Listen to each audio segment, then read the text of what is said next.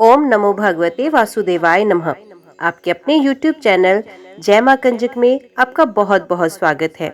श्रीमद् भागवत पुराण की कथाओं को आगे बढ़ाते हुए आज की कथा का आरंभ हम भगवान वामन का बलि से 3 पग पृथ्वी मांगना अध्याय से करेंगे।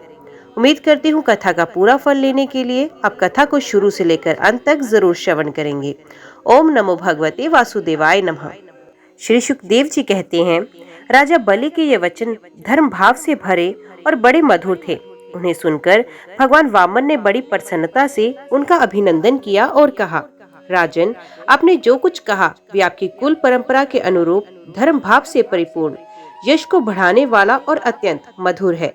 क्यों ना हो, पर लोक हितकारी धर्म के संबंध में आप भृगुपुत्र शुक्राचार्य को परम प्रमाण जो मानते हैं, साथ ही अपने कुल वृद्ध पितामह परमशांत प्रहलाद जी की आज्ञा भी तो आप ऐसे ही मानते हैं। आपकी वंश परंपरा में कोई धैर्यहीन अथवा कृपण पुरुष कभी हुआ ही नहीं। ऐसा भी कोई नहीं जिसने ब्राह्मण को कभी दान न दिया हो, अथवा जो एक बार किसी को कुछ देने की प्रतिज्ञा करके बाद में मुकर गया हो। दान के अवसर पर याचकों की याचना सुनकर और युद्ध के अवसर पर शत्रु के ललकारने पर उनकी ओर से मुंह मोड़ लेने वाला कायर आपके वंश में कोई हुआ भी नहीं। क्यों ना हो, आपकी कुल परंपरा में प्रहलाद अपने निर्मल यश से वैसे ही शोभायमान होते हैं जैसे आकाश में चंद्रमा। आपके कुल में ही हिरणाक्ष जैसे वीर का जन्म हुआ था। वे वीर जब हाथ में गदा लेकर अकेला ही दिग्विजय के लिए निकला, तब सारी पृथ्वी में घूमने पर भी उसे अपनी जोड़ का कोई वीर ना मिला। जब विष्णु भगवान जल में से पृथ्वी का उद्धार कर रहे थे, तब वे उनके सामने आया और बड़ी कठिनाई से उन्होंने उस पर विजय प्राप्त की। परंतु उसके बहुत बाद भी उन्हें बार बार हिरणाक्ष की शक्ति और बल का स्मरण हो आया करता था, और उसे जीत लेने पर भी वे अपने को विजयी नहीं समझते थे। जब हिरणाक्ष के भाई हिरण्यकशिपु को उसके वध का वृत्तांत मालूम हुआ, तब वे अपने भाई का वध करने वाले को मार डालने के लिए क्रोध करके भगवान के निवास स्थान वैकुंठ धाम में पहुंचा। विष्णु भगवान माया रचने वालों में सबसे बड़े हैं और समय को खूब पहचानते हैं। जब उन्होंने देखा कि हिरण्यकशिपु तो हाथ में शूल लेकर काल की भांति मेरे ही ऊपर धावा कर रहा है, तब उन्होंने विचार किया, जैसे संसार के प्राणियों के पीछे मृत्यु लगी रहती है, वैसे ही मैं जहाँ जहाँ जाऊंगा वहीं वहीं ये मेरा पीछा करेगा। इसलिए मैं इसके हृदय में प्रवेश कर जाऊं, जिससे ये मुझे देख ना सके, क्योंकि ये तो बहिर्मुख है, बाहर की वस्तु भी देखता है।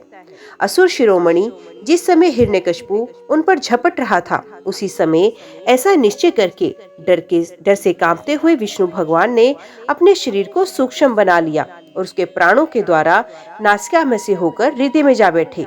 हिरण्यकशिपु ने उनके लोक को भली भांति छान डाला, परंतु उनका कहीं पता न चला।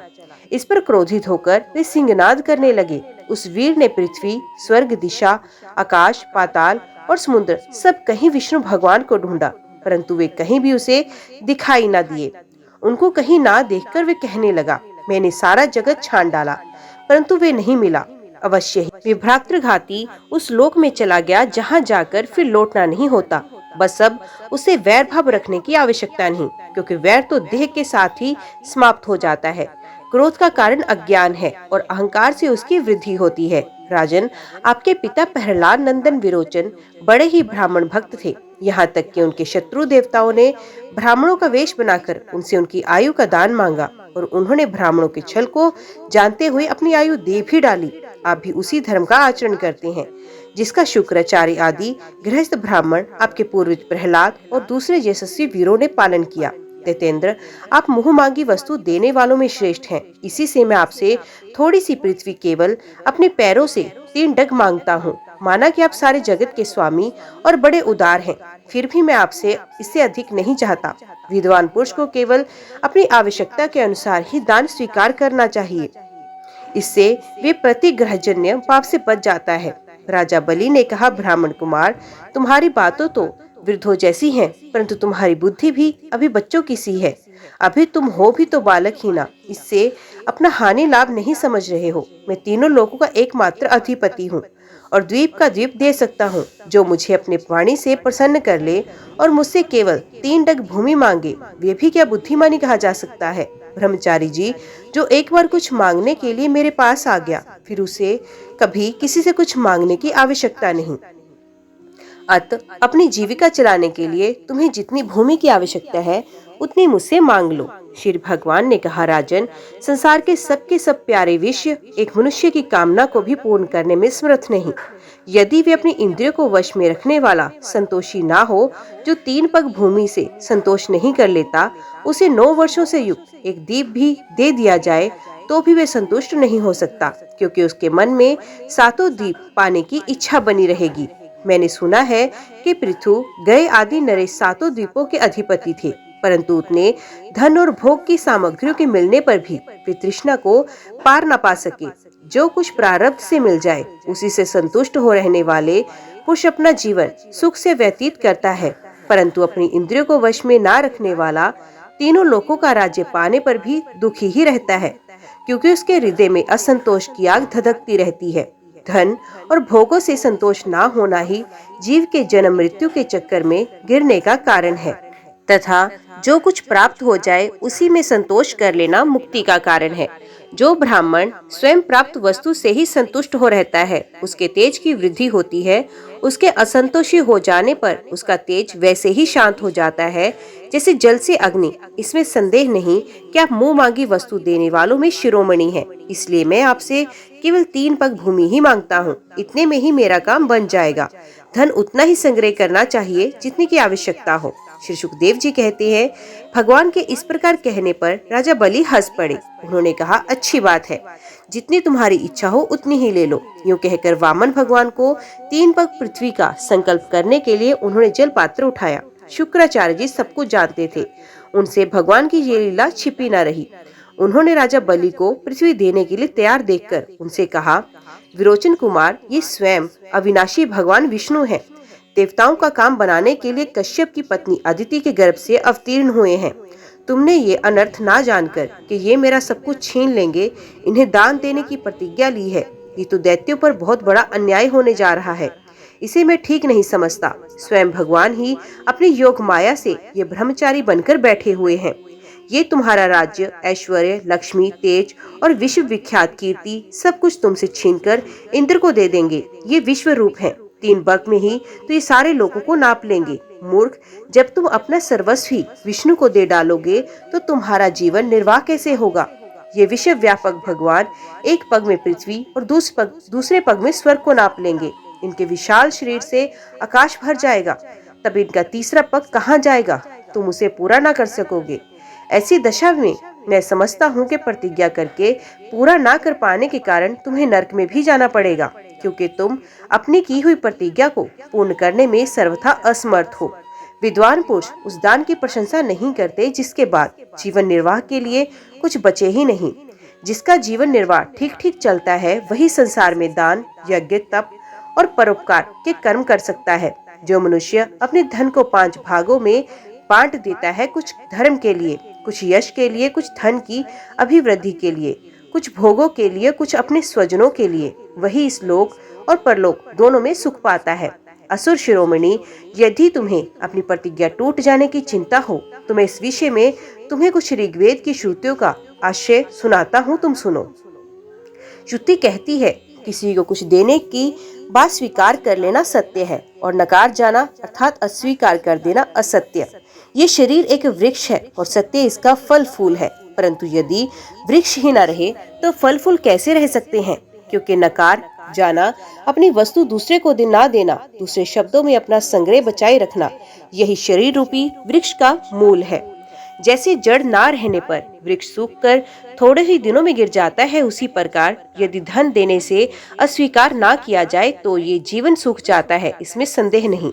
हाँ मैं दूंगा, ये वाक्य ही धन को दूर हटाता है, इसलिए इसका उच्चारण ही अपूर्ण अर्थात धन से खाली कर देना है। यही कारण है कि जो पुरुष हाँ मैं दूंगा ऐसा कहता है, वे धन से खाली हो जाता है। जो याचक को सब कुछ देना स्वीकार कर लेता है, वे अपने लिए भोग की कोई सामग्री नहीं रख सकता। इसके विपरीत मैं नहीं दूंगा, ये जो अस्वीकारात्मक असत्य है, वे अपने धन को सुरक्षित रखने तथा पूर्ण करने वाला है, परंतु ऐसा सब समय नहीं करना चाहिए। जो सबसे सभी वस्तुओं के लिए नहीं करता रहता, उसकी अपकीर्ति हो जाती है। वे तो जीवित रहने पर भी मृतक के समान है।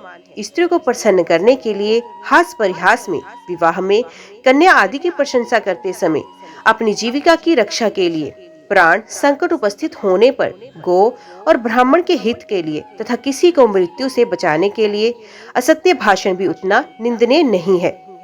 राजन, जब कुलगुरु शुक्राचार्य ने इस प्रकार कहा, तब आदर्श गृहस्थ राजा बलि ने एक क्षण चुप रहकर बड़ी विनय और सावधानी से शुक्राचार्य जी के प्रति यूं कहा, भगवान, आपका कहना सत्य है।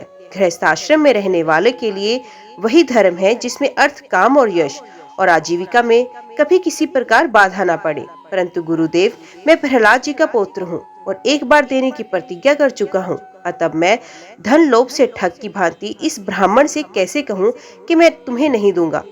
इस पृथ्वी ने कहा है कि सत्य से बढ़कर कोई अधर्म नहीं। मैं सब कुछ सहने में समर्थ हूँ, परंतु झूठे मनुष्य का भार मुझसे नहीं सहा जाता। मैं नरक से, दरिद्रता से, दुख के समुद्र से, अपने राज्य के नाश से और मृत्यु से भी उतना नहीं डरता जितना ब्राह्मण से प्रतिज्ञा करके उसे धोखा देने से डरता हूँ। इस संसार में मर जाने के बाद धन आदि जो वस्तुएं साथ छोड़ देती हैं, यदि उनके द्वारा दान आदि से ब्राह्मणों को भी संतुष्ट ना किया जा सका, तो उनके त्याग का लाभ ही क्या। दधीची, शिबी आदि महापुरुषों ने अपने परम प्रिय दुसज्ज प्राणों का दान करके भी प्राणियों की भलाई की। फिर पृथ्वी आदि वस्तुओं को देने में सोच विचार करने की आवश्यकता है। ब्राह्मण पहले युग में बड़े बड़े दैत्य राजों ने इस पृथ्वी का उपभोग किया। पृथ्वी में उनका सामना करने वाला कोई नहीं था। उनके लोक और परलोक को तो काल खा गया, परंतु उनका यश अभी पृथ्वी पर ज्यों का त्यों बना हुआ है। गुरुदेव, ऐसे लोग संसार में बहुत हैं जो युद्ध में पीठ ना दिखाकर अपने प्राणों की बलि चढ़ा देते हैं, परंतु ऐसे लोग बहुत दुर्लभ हैं जो सत्पात्र के प्राप्त होने पर श्रद्धा के साथ धन का दान करें। गुरुदेव, यदि उदार और करुणाशील पुरुष अपात्र याचक की कामना पूर्ण करके दुर्गति भोगता है, तो वे दुर्गति भी उसके लिए शोभा की बात होती है। फिर आप जैसे ब्रह्मवेत्ता पुरुषों को दान करने से दुख प्राप्त हो तो उसके लिए क्या कहना। इसलिए मैं इस ब्रह्मचारी की अभिलाषा अवश्य पूर्ण करूंगा। महर्षि, वेद विधि के जानने वाले आप बड़े बड़े आदर से यज्ञ यज्ञादि के द्वारा जिनकी आराधना करती हैं, वे वरदानी विष्णु ही इस रूप में हो अथवा कोई दूसरा हो, मैं इनकी इच्छा के अनुसार इन्हें पृथ्वी का दान करूंगा।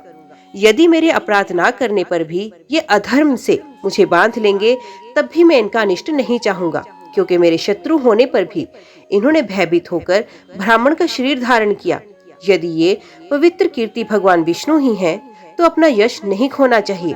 अपनी मांगी हुई वस्तु लेकर ही रहेंगे। मुझे युद्ध में मारकर भी पृथ्वी छीन सकते हैं, और यदि कदाचित ये कोई दूसरा ही है, तो मेरे बाणों की चोट से सदा के लिए रणभूमि में सो जाएंगे। शुक्राचार्य जी ने देखा, मेरा ये शिष्य गुरु के प्रति अश्रद्धालु है तथा मेरी आज्ञा का उल्लंघन कर रहा है। तब देव की प्रेरणा से उन्होंने राजा बलि को शाप दे दिया। यद्यपि वे सत्य प्रतीक और उदार होने के कारण शाप के पात्र नहीं थे। शुक्राचार्य जी ने कहा, मूर्ख, तू है तो अज्ञानी, परंतु अपने को बहुत बड़ा पंडित मानता है। तू मेरी उपेक्षा करके गर्व कर रहा है। तूने मेरी आज्ञा का उल्लंघन किया है, इसलिए शीघ्र ही तू अपनी लक्ष्मी को खो बैठेगा। राजा बलि बड़े महात्मा थे। अपने गुरुदेव के शाप देने पर भी वे सत्य से नहीं डिगे। उन्होंने वामन भगवान की विधि पूर्वक पूजा की और हाथ में जल लेकर 3 पग भूमि का संकल्प कर लिया। उसी समय राजा बलि की पत्नी विंध्याचली, जो मोतियों के गहनों से सुसज्जित थी, वहां आई। उसने अपने हाथों वामन भगवान के चरण पखारने के लिए जल से भरा सोने का कलश ला कर दिया। बलि ने स्वयं बड़े आनंद से उनके सुंदर सुंदर युगल चरणों को धोया और उनके चरणों का विश्व पावन जल अपने सर पर चढ़ाया। उस समय आकाश में स्थित देवता, गंधर्व, विद्याधर, सिद्ध, चारण सभी लोग राजा बलि के इस अलौकिक कार्य तथा सरलता की प्रशंसा करते हुए बड़े आनंद से उनके ऊपर दिव्य पुष्पों की वर्षा करने लगे। एक साथ ही हजारों दुदंबियां बार बार बजने लगी। गंधर्व, किमपुरुष और किन्नर गान करने लगे, अहो धन्य है उन उदार शिरोमणि बलि ने ऐसा काम कर दिखाया जो दूसरों के लिए अत्यंत कठिन है। देखो तो सही, इन्होंने जानबूझकर अपने शत्रु को तीनों लोगों का दान कर दिया। इसी समय एक बड़ी अद्भुत घटना घट गई। अनंत भगवान का वे त्रिगुणात्मक वामन रूप बढ़ने लगा। वे यहाँ तक बढ़ा कि पृथ्वी, आकाश, दिशाएं, स्वर्ग, पाताल, समुद्र, पशु, पक्षी, मनुष्य, देवता और ऋषि सबके सब उसी में समा गए।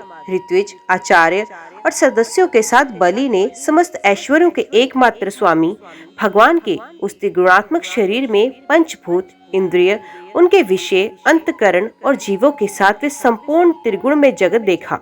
राजा बलि ने विषय रूप भगवान के चरण तल में रसातल, पृथ्वी में चरणों को, पिंडलियों में पर्वत, घुटनों में पक्षी और जांघों में मृदगण को देखा। इसी प्रकार भगवान के वस्त्रों में संध्या, घुस स्थानों में प्रजापति गण, जगन स्थल में अपने सहित समस्त असुर गण, नाभि में आकाश, कोख में सातों समुद्र और वक्ष स्थल में नक्षत्र समूह देखे। उन लोगों को भगवान के हृदय में धर्म, स्तनों में ऋत और सत्य वचन, मन में चंद्रमा, वक्ष स्थल पर हाथों में कमल लिए लक्ष्मी जी, कंठ में सामवेद और संपूर्ण शब्द समूह उन्हें दिखे। बाहुओं में इंद्रादि समस्त देवगण, कानों में दिशाएं, मस्तक में स्वर्ग, केशों में मेघमाला, नासिका में वायु, नेत्रों में सूर्य और मुख में अग्नि दिखाई पड़े। वाणी में वेद, रसना में वरुण, भौहों में विधि और निषेध, पलकों में दिन और रात, विषव रूप के ललाट में क्रोध और नीचे के ओंठ में लोभ के दर्शन हुए। परीक्षित, उनके स्पर्श में काम, वीर्य में जल, पीठ में धर्म, पद्म व्यास में यज्ञ, छाया में मृत्यु, हंसी में माया और शरीर के रोमों में सब प्रकार की औषधियां थी। उनकी नाड़ियों में नदियां, नखों में शिलाएं और बुद्धि में ब्रह्मा, देवता और ऋषिगण दिख पड़े। इस प्रकार वीरवर बलि ने भगवान की इंद्रियों और शरीर में सभी चराचर प्राणियों के दर्शन किए। परीक्षित, सर्वात्मा भगवान में ये संपूर्ण जगत देखकर सबके सब दैत्य अत्यंत भयभीत हो गए। इसी समय भगवान के पास असह्य तेज वाला सुदर्शन चक्र गरजते हुए मेघ के समान भयंकर टंकार करने वाला शारंग धनुष, बादल की तरह गंभीर शब्द करने वाला पांचजन्य शंख, विष्णु भगवान की उत्पन्न वेगवती कोमुद की गदा, 100 चंद्रकार चिन्हों वाली ढाल और विद्याधर नाम की तलवार, अक्षय बाणों से भरे 2 तरकश तथा लोकपालों के सहित भगवान के सुनंद आदि पार्षदगण सेवा करने के लिए उपस्थित हो गए। उस समय भगवान की बड़ी शोभा हुई। मस्तक पर मुकुट, बाहुओं में बाजूबंद, कानों में मकराकृत कुंडल, वक्ष स्थल पर श्रीवत्स चिन्ह, गले में कौस्तुभ मणि, कमर में मेखला और कंधे पर पीताम्बर शोभायमान हो रहा था। वे 5 प्रकार के पुष्पों की बनी वनमाला धारण किए हुए थे, जिस पर मधुलोभी भोरे गुंजार कर रहे थे। उन्होंने अपने एक पग से बलि की सारी पृथ्वी नाप ली, शरीर से आकाश और भुजाओं से दिशाएं घेर ली। दूसरे पग से उन्होंने स्वर्ग को भी नाप लिया। तीसरा पैर रखने के लिए बलि की तनिक सी कोई भी वस्तु नहीं बची। भगवान का वे दूसरा पग ही ऊपर की ओर जाता हुआ महरलोक, जनलोक, तपलोक से ऊपर सत्यलोक में पहुंच गया।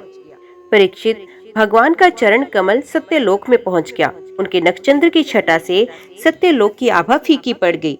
स्वयं ब्रह्मा भी उसके प्रकाश में डूब से गए। उन्होंने मरीचि आदि ऋषियों, सनंद आदि नैष्ठिक ब्रह्मचारियों एवं बड़े बड़े योगियों के साथ भगवान के चरण कमल की अगवानी की। वेद, उपवेद, नियम, यम, तर्क, इतिहास, वेदांग और पुराण संहिताएं जो ब्रह्मलोक में मूर्तिमान होकर निवास करते हैं तथा जिन लोगों ने योग रूप वायु से यज्ञान आदि को प्रज्वलित करके कर्म मल को भस्म कर डाला है, वे महात्मा सबने भगवान के चरण की वंदना की। इसी चरण कमल के स्मरण ही की महिमा से ये सब कर्म के द्वारा प्राप्त न होने योग्य ब्रह्मा जी की धाम में पहुँचे हैं। भगवान ब्रह्मा की कीर्ति बड़ी पवित्र है। वे विष्णु भगवान के नाभि कल से उत्पन्न हुए। अगवानी करने के बाद उन्होंने स्वयं विश्व रूप भगवान के ऊपर उठे हुए चरण का अर्घ्यपादन से पूजन किया, प्रक्षालन किया। पूजा करके बड़े प्रेम और भक्ति से उन्होंने भगवान की स्तुति की। परीक्षित, ब्रह्मा के कमंडलू का वही जल विश्व रूप भगवान के पांव पखारने से पवित्र होने के कारण उन गंगा जी के रूप में परिणित हो गया, जो आकाश मार्ग से पृथ्वी पर गिरकर तीनों लोकों को पवित्र करती हैं। ये गंगा जी क्या है? भगवान की मूर्तिमान उज्जवल कीर्ति। जब भगवान ने अपने स्वरूप को कुछ छोटा कर लिया, अपनी विभूतियों को कुछ समेट लिया, तब ब्रह्मा आदि लोकपालों ने अपने अनुचरों के साथ बड़े आदर भाव से अपने स्वामी भगवान को अनेकों प्रकार की भेंटें समर्पित की। उन लोगों ने जल, उपहार, माला, दिव्य गंधों से भरे अंगराग, सुगंधित धूप, दीप, खील, अक्षत फल, अंकुर, भगवान की महिमा और प्रभाव से युक्त स्तोत्र, जय घोष, नृत्य, बाजे गाजे, गान एवं शंख आदि दुदंबे के शब्दों से भगवान की आराधना की। उस समय ऋषिराज जम्बान मन के समान वेग से दौड़कर सब दिशाओं में भेरी बजा बजाकर भगवान की मंगलमय विजय की घोषणा करने आए। दैत्यों ने देखा कि वामन जी ने 3 पग पृथ्वी मांगने के बहाने सारी पृथ्वी ही छीन ली। तब वे सोचने लगे, हमारे स्वामी बलि इस समय यज्ञ में दीक्षित हैं, वे तो कुछ कहेंगे भी नहीं। इसलिए बहुत चिढ़कर वे आपस में कहने लगे, अरे ये ब्राह्मण नहीं है, ये सबसे बड़ा मायावी विष्णु है। ब्राह्मण के रूप में छिपकर ये देवताओं का काम बनाना चाहता है। जब हमारे स्वामी यज्ञ में दीक्षित होकर किसी को किसी प्रकार का दंड देने के लिए उपरक्त हो गए हैं, तब इस शत्रु ने ब्रह्मचारी का वेश बनाकर पहले तो याचना की और पीछे हमारा सर्वस्व हरण कर लिया। यूं तो हमारे स्वामी सदा ही सत्यनिष्ठ है, परंतु यज्ञ में दीक्षित होने पर वे इस बात का विशेष ध्यान रखते हैं। वे ब्राह्मणों के बड़े भक्त हैं तथा उनके हृदय में दया भी है, इसलिए वे कभी झूठ नहीं बोल सकते। ऐसी अवस्था में हम लोगों का ये धर्म है कि शत्रु को मार डालें, इससे हमारे स्वामी बलि की सेवा भी होती हो। यूं सोचकर राजा बलि के अनुचर असुरों ने अपने अपने हथियार उठा लिए। परीक्षित, राजा बलि की इच्छा ना होने पर भी वे सब बड़े क्रोध से शूल, पटिश आदि ले लेकर वामन भगवान को मारने के लिए टूट पड़े। परीक्षित, जब विष्णु भगवान के पार्षदों ने देखा कि दैत्यों के सेनापति आक्रमण करने के लिए दौड़े आ रहे हैं, तब उन्होंने हंसकर अपने अपने शस्त्र उठा लिए और उन्हें रोक दिया। नंद, सुनंद, जय विजय, प्रबल बल, कुमुद, कुमदाक्ष, विश्वक्सेन, गरुड़, जयंत ऋतुदेव, पुष्पदंत और सात्वत, ये सभी भगवान के पार्षद 10-10 हजार हाथियों का बल रखते हैं। वे असुरों की सेना का संहार करने लगे। जब राजा बलि ने देखा कि भगवान के पार्षद मेरे सैनिकों को मार रहे हैं और वे भी क्रोध में भरकर उनसे लड़ने के लिए तैयार हो रहे हैं, तो उन्होंने शुक्राचार्य के शाप का स्मरण करके उन्हें युद्ध करने से रोक दिया। उन्होंने विप्रचति, राहु, नेमि आदि दैत्यों को संबोधित करते हुए कहा, भाइयों मेरी बात सुनो, लड़ो मत, वापस लौट आओ। ये समय हमारे कार्य के अनुकूल नहीं। दैत्यों, जो काल समस्त प्राणियों को सुख और दुख देने की सामर्थ्य रखता है, उसे यदि कोई पुरुष चाहे कि मैं अपने प्रयत्नों से दबा दूं, तो ये उसकी शक्ति से बाहर है। जो पहले हमारी उन्नति और देवताओं की अवनति के कारण हुआ, वही काल भगवान अब उनकी उन्नति और हमारी अवनति के कारण हो रहे हैं। बल मंत्री, बुद्धि, दुर्ग मंत्र, औषधि और सामाधि उपाय, इनमें से किसी भी साधन के द्वारा अथवा सबके द्वारा मनुष्य काल पर विजय नहीं प्राप्त कर सकता। जब देव तुम लोगों के अनुकूल था, तब तुम लोगों ने भगवान के इन पार्षदों को कई बार जीता, पर देखो आज वे ही युद्ध में हम पर विजय प्राप्त करके सिंहनाद कर रहे हैं। यदि देव हमारे अनुकूल हो जाएगा तो हम भी इन्हें जीत लेंगे, इसलिए उस समय की प्रतीक्षा करो जो हमारी कार्य सिद्धि के लिए अनुकूल है। परीक्षित, अपने स्वामी बलि की बात सुनकर भगवान के पार्षदों से हारे हुए दानव और दैत्य सेनापति रसातल में चले गए। उनके जाने के बाद भगवान के हृदय की बात जानकर पक्षीराज गरुड़ ने वरुण के पाशों से बलि को बांध दिया। उस दिन उनके अश्वमेध यज्ञ में सोमपान होने वाला था। जब सर्वशक्तिमान भगवान विष्णु ने बलि को इस प्रकार बंधवा दिया, तब पृथ्वी, आकाश और समस्त दिशाओं में लोग हाय हाय करने लगे। यद्यपि बलि वरुण के पाशों से बंधे हुए थे, उनकी संपत्ति भी उनके हाथों से निकल गई थी, फिर भी उनकी बुद्धि निश्चयात्मक थी और सब लोग उनके उदार यश का गान कर रहे थे। परीक्षित, उस समय भगवान ने बलि से कहा, असुर, तुमने मुझे पृथ्वी के 3 पग दिए थे, 2 पग में तो मैंने सारी त्रिलोकी नाप ली, अब तीसरा पग पूरा करो। जहाँ तक सूर्य की गर्मी पहुँचती है, जहाँ तक नक्षत्रों और चंद्रमा की किरणें पहुँचती हैं और जहाँ तक बादल जाकर बरसते हैं, वहाँ तक की सारी पृथ्वी तुम्हारे अधिकार में थी। तुम्हारे देखते ही देखते मैंने अपने एक पैर से भूलोक, शरीर से आकाश और दिशाएं एवं दूसरे पैर से स्वरलोक नाप लिया। इस प्रकार तुम्हारा सब कुछ मेरा हो गया। फिर भी तुमने जो प्रतिज्ञा की थी उसे पूरा ना कर सकने के कारण अब तुम्हें नरक में जाना पड़ेगा। तुम्हारे गुरु की तो इस विषय में सम्मति है ही। अब जाओ, तुम नरक में प्रवेश करो। जो याचक को देने की प्रतिज्ञा करके मुकर जाता है, इस प्रकार उसे धोखा देता है, उसके सारे मनोरथ व्यर्थ होते हैं। स्वर्ग की बात तो दूर है, उसे नरक में गिरना पड़ता है। तुम्हें इस बात का बड़ा घमंड था कि मैं बड़ा धनी हूँ, तुमने मुझसे दूंगा ऐसे प्रतिज्ञा करके फिर धोखा दे दिया। अब तुम कुछ वर्षों तक इस झूठ का फल नरक में भोगो। ओम नमो भगवते वासुदेवाय नमः। आज की वीडियो में इतना ही। उम्मीद करती हूँ वीडियो आपको पसंद आई होगी। वीडियो पसंद आई हो तो वीडियो को लाइक और चैनल को सब्सक्राइब जरूर कीजिएगा। जय श्री हरि लिखकर कमेंट बॉक्स में अपनी हाजिरी और अपने सुझाव देना ना भूलिएगा। तो मिलते हैं अगले अध्याय के साथ। तब तक के लिए देखते व सुनते रहिए। जय मां कंजक, जय माता दी।